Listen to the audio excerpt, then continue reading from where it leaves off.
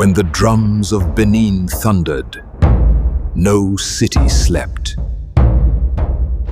The Oba did not ask for submission. He demanded blood, blood!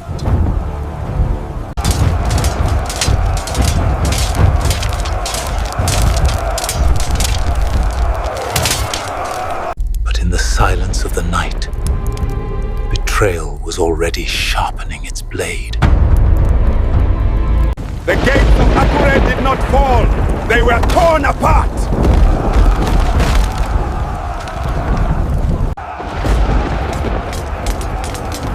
The soil itself trembled when Benin marched.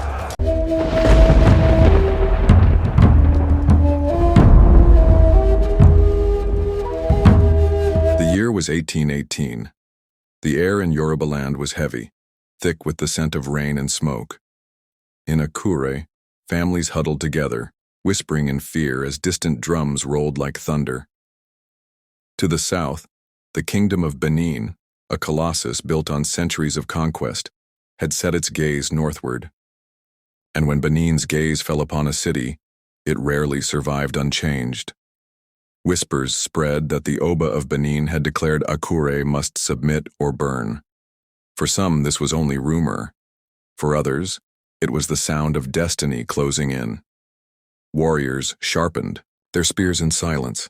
Elders cast sacrifices to the gods, seeking signs of hope. Mothers pressed their children close, knowing the winds carried war on their back. Benin was no ordinary enemy. Its armies were drilled, disciplined, and ruthless. They had crushed neighbors before, leaving nothing but ruins in their wake. And now their drums grew louder. Yet Akure was not without pride. Its rulers refused to bend the knee, choosing instead to fight against impossible odds. It was not just a question of survival. It was a matter of honor, of identity, of proving that Akure's spirit could not be broken. Still, as the weeks dragged on, fear became a shadow over every home. Stories came of border villages set ablaze, of warriors dragged in chains, of the ground itself trembling when Benin's war columns marched. People asked themselves, could Akure withstand such fury, or was resistance only a path to annihilation? The answer began with fire.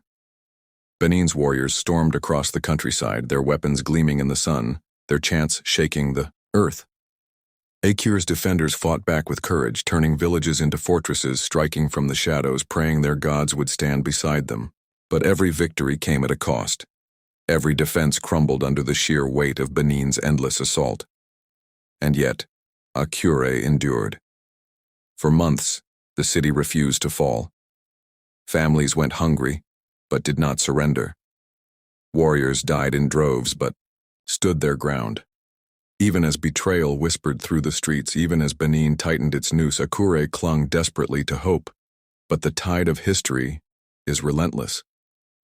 Benin's forces breached the city walls in a storm of fire and blood. Spears shattered, drums thundered, the night sky glowed with flames. Screams mingled with the clash of iron, and the proud city of Akure became a battlefield of despair.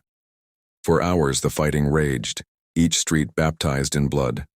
And when the final cries fell silent, Akure lay in ruins.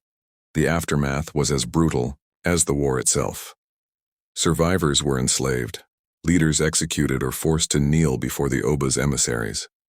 Families were torn apart, their homes reduced to ash. For Akure, this was more than defeat.